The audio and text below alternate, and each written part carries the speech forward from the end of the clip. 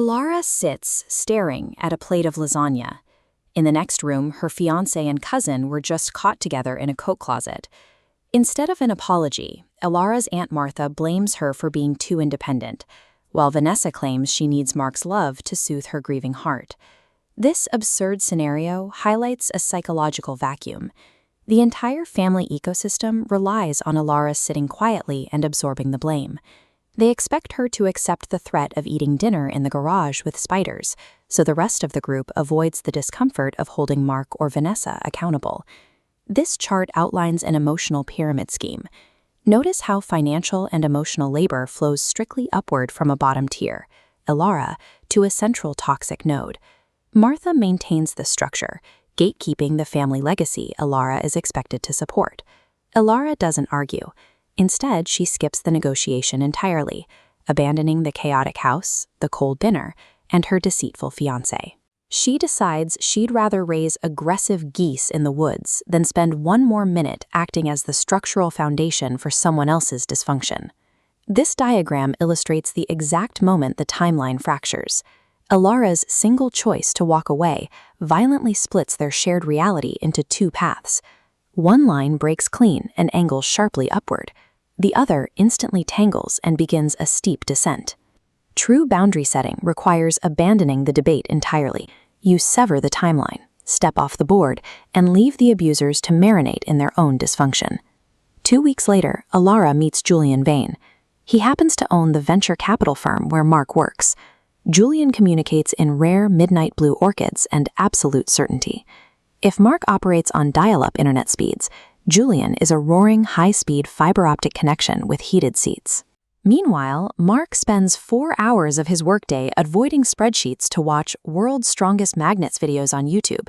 His professional and personal trajectory is firmly anchored to the floor. We can identify this behavior as an extinction burst. When Elara's family discovers she's thriving with a billionaire, they stage an intervention at a cheesecake factory. This is a desperate, panicked spike in manipulative behavior by a dying toxic system trying to drag an escapee back into the bucket. Aunt Martha makes her objective explicitly clear.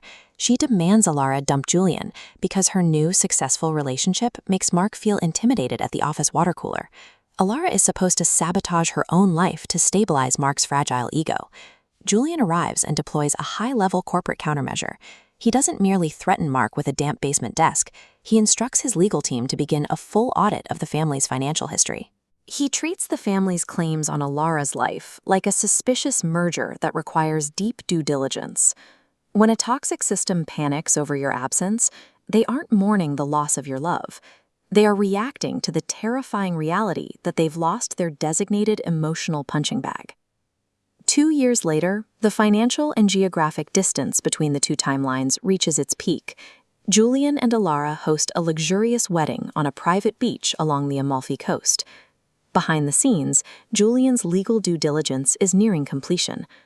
Mark and Vanessa attempt to crash the reception, creating a jarring physical contrast. Elara is standing in custom Vera Wang. Vanessa looks haggard and bloated, while Mark looks like he recently slept in a dumpster. Timeline B implodes right on the dance floor. Mark screams that Vanessa is 12 weeks pregnant, but 12 weeks ago he was in Vegas for a magnet convention. She had an affair with the man who cleans their gutters. Timeline A responds with quiet, brutal security. Julian steps forward to announce that Elara is also pregnant, with twin boys. He dryly notes that, unlike Mark, he was highly present for the conception, highlighting the chasm between a chaotic accident and intentional, secure love. Living exceptionally well acts as an inescapable mirror. When you build a successful life, you force your abusers to look at their self-inflicted decay without giving them anything to blame it on. Fast forward another year to the twins' first birthday party. Elara is drifting through her estate in a silk caftan, drinking vintage Cristal.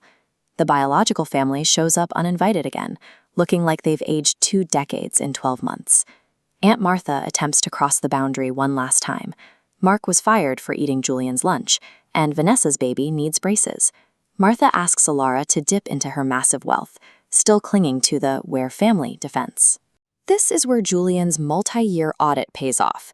He reveals that the fortuitous basement flood Martha used to explain missing paperwork was actually a cover for inheritance fraud. He files a massive countersuit to reclaim the estate Martha has been occupying illegally for years. To finalize the legal strike, Julian presents the results of a court-mandated DNA test. It confirms Martha is a second cousin once removed, with no biological or legal claim to the family legacy she used to gaslight Elara. She is reclassified as a trespassing stranger. Achieving total leverage means negotiations end entirely. You never have to explain boundaries to manipulators again. You simply evict them from your reality. Watch this split-screen divergence. At 8 a.m., Elara enjoys avocado toast. Mark fights an eBay debt. By noon, Elara gets a private hospital wing. Vanessa returns a used diaper genie. At 6 p.m., Elara speaks at a gala. Mark eats saltines, trapped in misery. The ultimate revenge against toxic betrayal has nothing to do with anger. It's about building a life so unapologetically spectacular that the people who tried to break you become nothing more than a funny anecdote.